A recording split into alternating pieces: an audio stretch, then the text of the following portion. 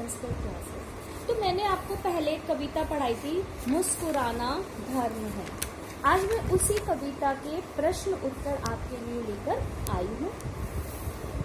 तो चलिए देखते हैं। इसका पहला प्रश्न है, तो मौखिक प्रश्न दिए हुए हैं आपकी बुक में। पहला प्रश्न है, इस कविता के रचयिता का नाम बताइए। तो इस कविता के रचयिता हैं गोपाल दास नीरज। कविता के अनुसार मनुष्य का क्या धर्म है?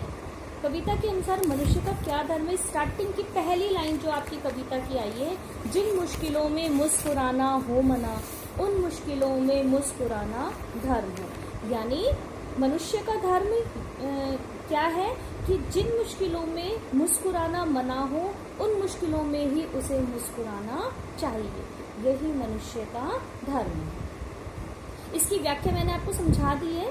आप एक बार कविता भी अच्छे से पढ़ लेना ताकि आपको आंसर भी एकदम क्लियर हो जाए। कवि कब दीपक जलाने की बात कह रहा है? तो प्रश्न कब जलाने की बात कह रहा है? उस समय जलाने की बात कह रहा है जब वायु का लक्ष्य ही दीपक को बुझाना हो। तो ये पंक्ति आई थी कि जिस वायु का दीपक बुझाना ध्येय हो, उस वायु में दीपक जलाना धर्म है। यानी जो वायु दीपक बुझाना चाहती है, जिसका उद्देश्य ही दीपक को बुझाना है, हमें उस वायु में ही दीपक जलाए रखना चाहिए। नेक्स्ट है आपका क्वेश्चन, जब गीत गाना गुनगुनाना जुर्म हो तब क्या करना चाहिए? जब गीत गाना गुनगुनाना जुर्म हो, उस समय ही हमें गीत गाना चाहिए। नेक्स्ट है आपका, किसे छीन लेना मनुष्य का कर्तव्य है? तो ये लास्ट में आया है आपका, अपने अधिकारों को छीनना ही मनुष्य का कर्तव्य है। देखो, अधिकार जब अधिकार पर शासन करे तब छीनना अधिकार ही कर्तव्य है। यानी अपने अधिकारों को छीनना ही मनुष्य का कर्तव्य है। प्रश्न 2 दिया हुआ है, मेरी लेखनी अर्थ ग्रहण संबंधी प्रश्न। पहला, कविता की निम्नलिखित पंक्तियों को पढ़कर पूछे गए प्रश्नों के उत्तर दीजिए। अधिकार जब अधिकार पर शासन करे तब छीनना अधिकार ही कर्तव्य है। संहार ही हो जब सृजन के नाम पर, तब सृजन का संहार ही भवितव्य है। भवितव्य मतलब होना चाहिए। बस गरज यह गिरते इंसान को, हर तरह हर विधि उठाना धर्म है। जिन मुश्किलों में मुस्कुराना हो मना, उन मुश्किलों में मुस्कुराना धर्म है। तो ये कविता की कुछ पंक्तियां दी हुई हैं।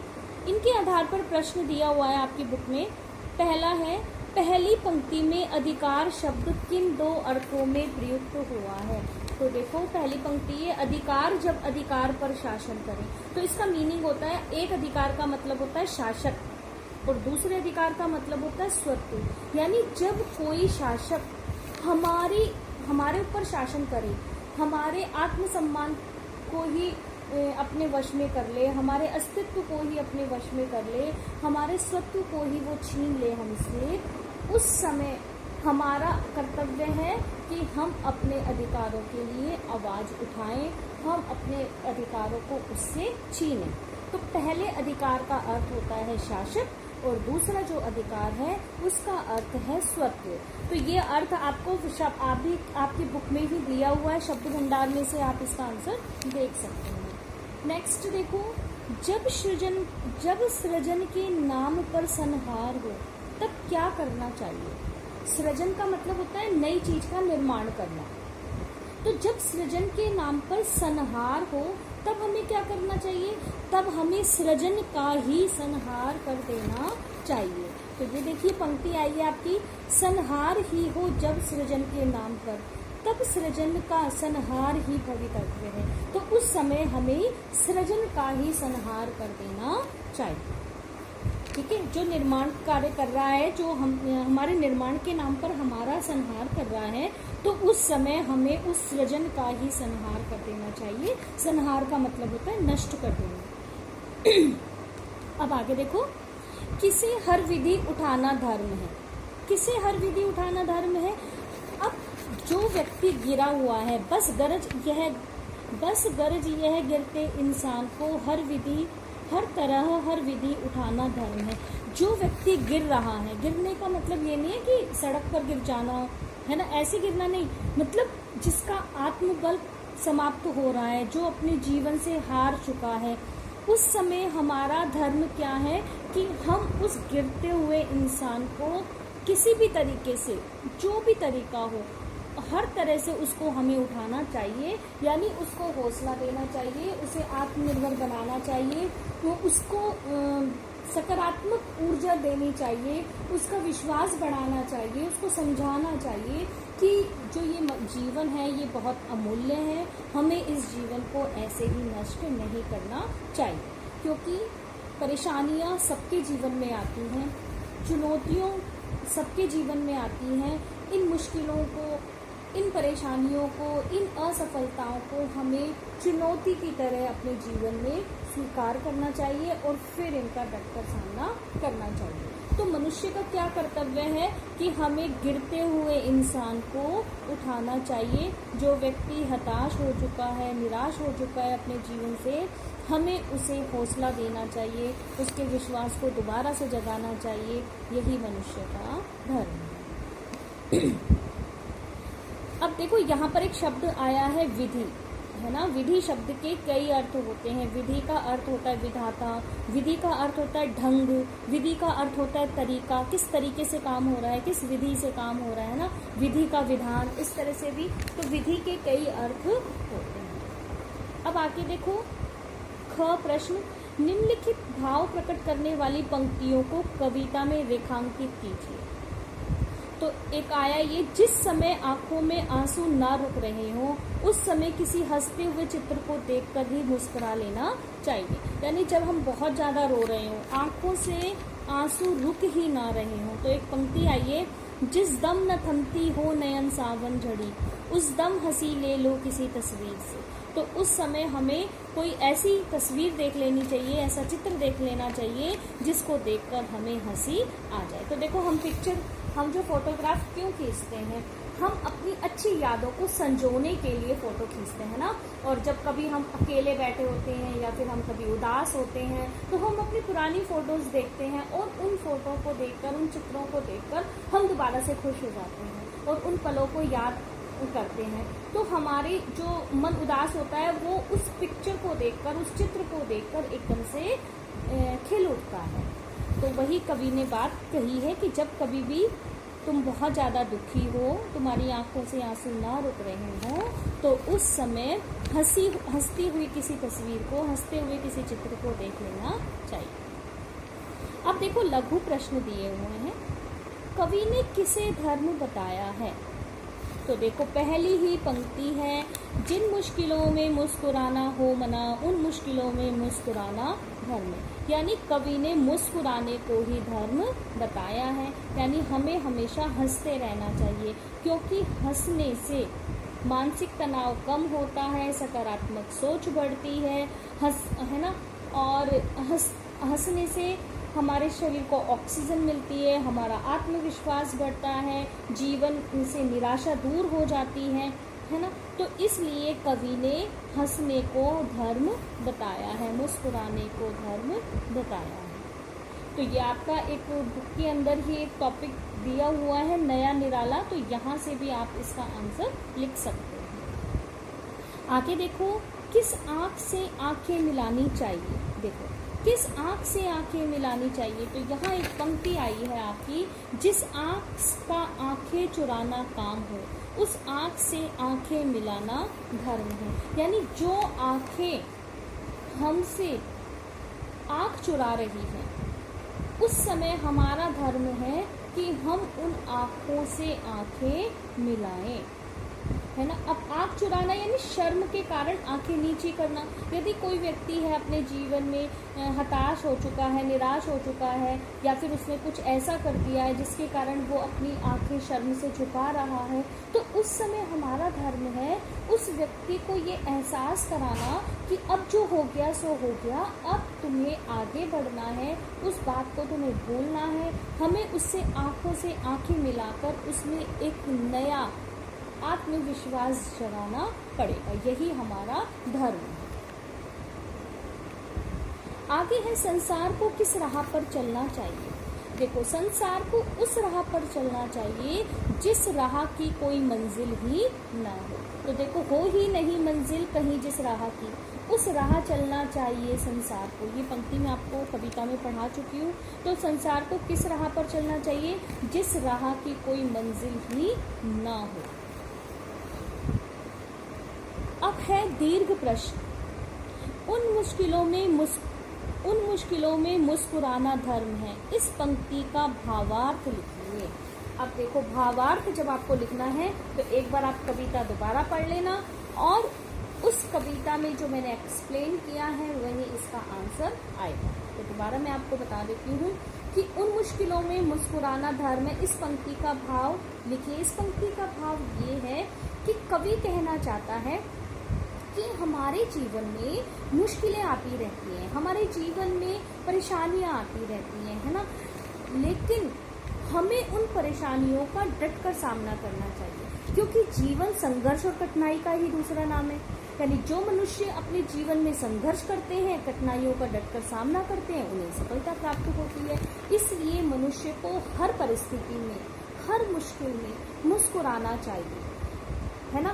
सारे दिन रोते रहने से हमारी सारी परेशानी हल नहीं हो सकती। आप जब एक मुस्कुराओगे तो आपके अंदर एक आत्मविश्वास आएगा, और जब आप में आत्मविश्वास आएगा तो आपके जीवन में जो मुश्किल आई है आपको उसका कोई ना कोई हल अवश्य ही नजर आने लगेगा। इसलिए कवि सिर्फ ये कहना चाहता है कि चाहे जीवन में कितनी भी बड़ी परेशानी क्यों ना आ जाए, हमें हर मुश्किल में मुस्कुराते रहना चाहिए।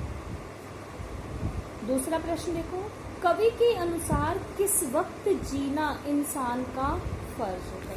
तो ये आई है आपकी पंक्ति, जिस वक्त जीना गैर मुमकिन सा लगे उस वक्त जीना फर्ज है इंसान का।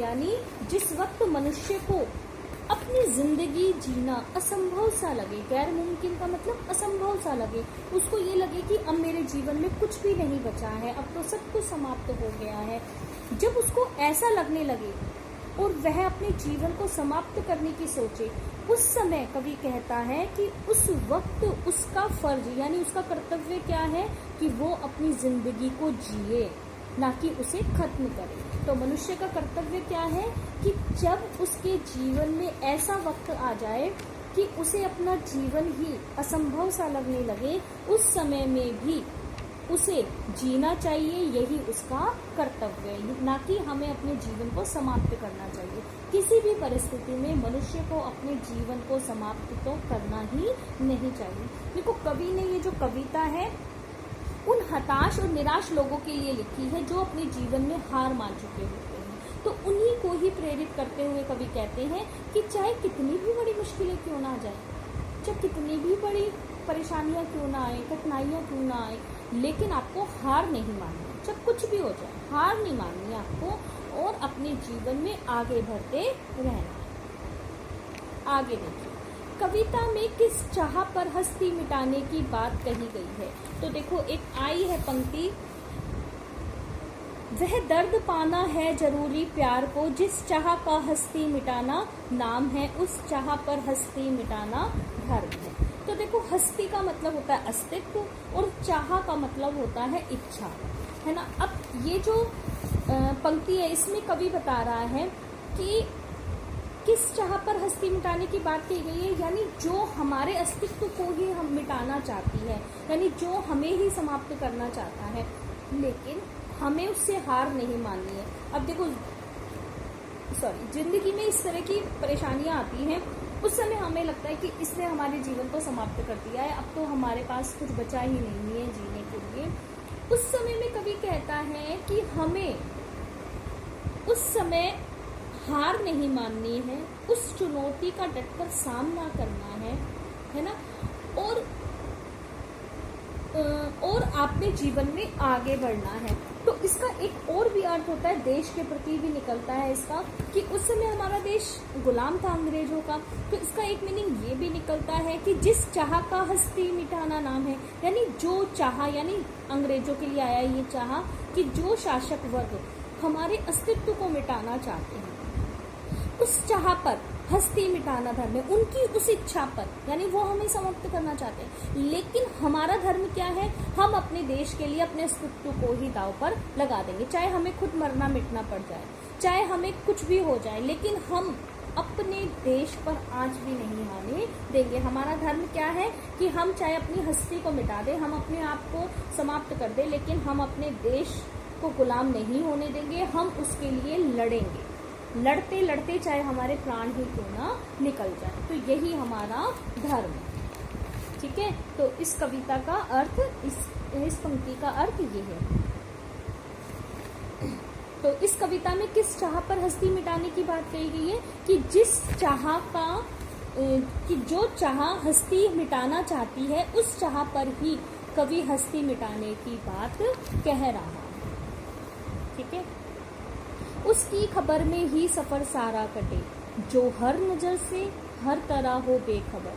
पंक्ति का आशय स्पष्ट कीजिए। अब देखो, उसकी खबर में ही सफर सारा कटे, जो हर नजर से हर तरह हो बेखबर। अब इसके अंदर कवि कह रहा है कि उसकी खबर में, यानी उसके बारे में जानकारी एकत्रित करने में ही सफर सारा कटे, यानी हमारे जीवन का ये सारा सफर ही कट जाए, हमारा जीवन ही सारा समाप्त क्यों ना हो जाए। जो हर नजर से हर तरह हो बेखबर, जो हर नजर से हर तरह हो बेखबर, मतलब कि अब देखो यहाँ ये पंक्ति आई है, इसका मीनिंग मैं यहाँ से आपको बताऊंगी। उसकी खबर में ही सफर सारा कटे, जो हर नजर से हर तरह हो बेखबर। इससे ऊपर दो पंक्तियां और हैं। आदत पड़ी हो भूल जाने की जिसे, हरदम उसी का नाम हो हर सांस पर। अब कवि कह रहा है कि जो